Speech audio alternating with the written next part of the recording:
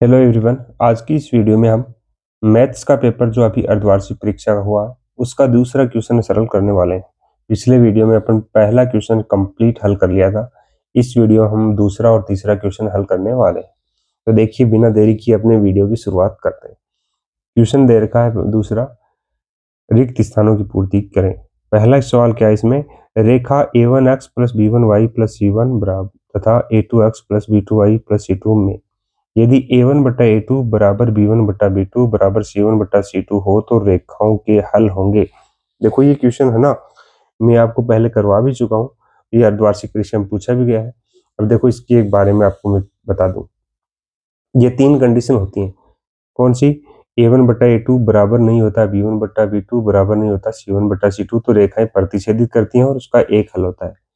और अगर ये मान पहला मान बराबर आता है, दूसरा बराबर नहीं आता है, तो रेखाएं समांतर होती हैं और उसका कोई हल नहीं होता। और तीनों मान बराबर हो, देखो a1 बटा a2 बराबर b1 बटा b2 बराबर c1 बटा c2, तो रेखाएं समपाती होती हैं और उसके अनेक हल होते हैं।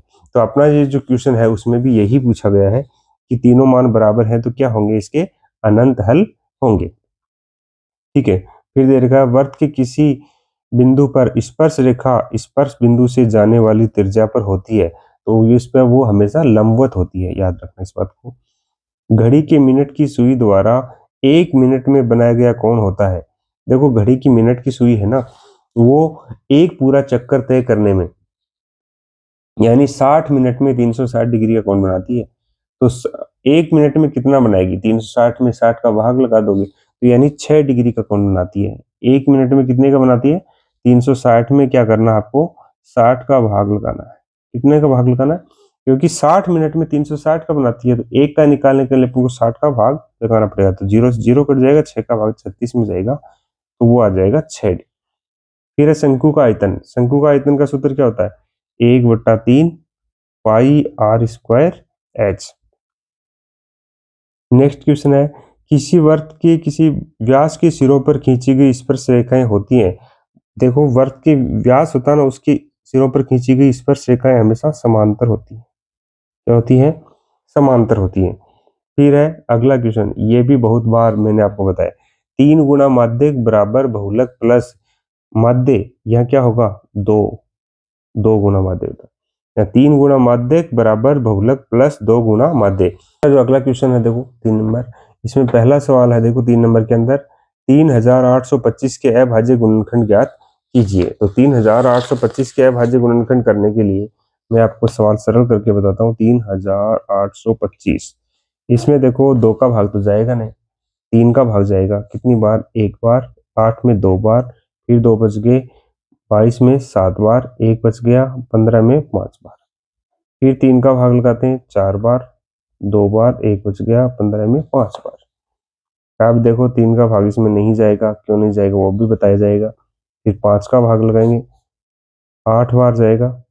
2 बच गए, 5 बार, फिर 5 का भाग 1 बार, 2 बच गए, 3 बच गए, 7 बार, और फिर 17 का 1 बार। ये हो गए इसके अभाज्य गुणनखंड के। क्वेश्चन, द्विघात समीकरण ज्ञात कीजिए जिसके मूलों का योग -3 और मूलों का गुणनफल कितना है? 2। तो द्विघात समीकरण कैसे बनाओगे? एक्स स्क्वायर माइनस मूलों का योग की जगह क्या है? -3 है, तो -3 लिख दिया, कोष्टक के बाहर एक्स प्लस मूलों का गुणनफल कितना है? 2। माइनस और माइनस क्या हो जाएगा? प्लस, तो x square plus 3x plus 2 बन गई द्विघात समीकरण। X square plus 3x plus 2, ये इसकी द्विघात समीकरण हो गई। ठीक है, इतना ही बड़ा क्वेश्चन है, ज्यादा बड़ा। फिर है एक एपी दे रखी है 3, 8, 13, 18, तो कौन सा पद 78 होगा? ठीक है, तो ये पद निकालने के लिए आपको क्या करना है? ए का मान आपको पता है कितना है? 3 है। ए का मान 3 है। डी का मान कितना आ जाएगा? डी का मान आ जाएगा 8 में से 3 घटाएंगे तो 5 आ जाएगा। और टी एन का मान कितना है? 78। ठीक है, आपको इसमें एन का मान निकालना है। किसका मान निकालना है? एन का। तो वो क्या करोगे? टी एन वाला सूत्र लगा दो, A plus N minus 1 into D. 78 बराबर 3 प्लस एन माइनस 1, और यहाँ 5 आ जाएगा। 3 यहाँ इधर घटा दो तो 75 बच जाएगा। 5 यहाँ भाग में आ जाएंगे, कितने बचेंगे? N minus 1। 5 का भाग 1 बार, 2 बच गए, 25 में 5 बार। ये एक इधर जाएगा तो प्लस हो जाएगा, तो n का मान कितना आ जाएगा, 16 आ जाएगा। कितना आ जाएगा, 16। तो n समांतर श्रेणी में कितने, कौन सा पद 78 होगा, तो 16वां पद 78 हो जाएगा। फिर साइन 60 कोस 30 प्लस साइन 30 कोस 60 का मान बताइए। इसमें आपको मान रखने, साइन का मान रखोगे, साइन 60 का मान कितना होता है, √3/2। कोस 30 का मान भी कितना होता है, √3/2। फिर अगला मान आपको दे रखा है साइन 30 और कोस 60। तो साइन 30 का मान भी 1/2 और कोस 60 का मान भी 1/2। तो इसको सरल करोगे, इन दोनों को गुणा करेंगे 3/4 और इन दोनों को गुणा करेंगे तो 1/4। जोड़ोगे तो कितना आ जाएगा, 4/4, यानी एक आंसर हो जाएगा। कितना आंसर हो जाएगा, एक। ठीक है। फिर भूमि के एक बिंदु से जो मीनार के पाद बिंदु से 30 मीटर की दूरी पर है, मीनार के शिखर का उन्नयन कोण 30 डिग्री है, तो मीनार की ऊंचाई ज्ञात कीजिए। तो देखो, मीनार की ऊंचाई ज्ञात करने के लिए सबसे पहले अपने को समकोण त्रिभुज बनाना होगा। क्या करना होगा, समकोण त्रिभुज बनाना होगा। कोण उन्नयन दे रखा है 30 डिग्री और मीनार की दूरी दे रखी है 30 मीटर और ये ऊंचाई पूछ रहा है। ठीक है, तो ऊंचाई पूछ रहा है, ये उन्नयन कोण दे रखा है, तो लंब बटा आधार यानी टेन थीटा का सूत्र लगेगा। किसका लगेगा, टेन थीटा का। लंब एबीसी, ए बी बटा B C, tan 30 degree. A B का मान अपन को निकालना है, बी सी का मान कितना है, 30 है ए बी, और टेन 30 का मान भी कितना होता है, 1/√3। तो ए बी बराबर कितना आ जाएगा,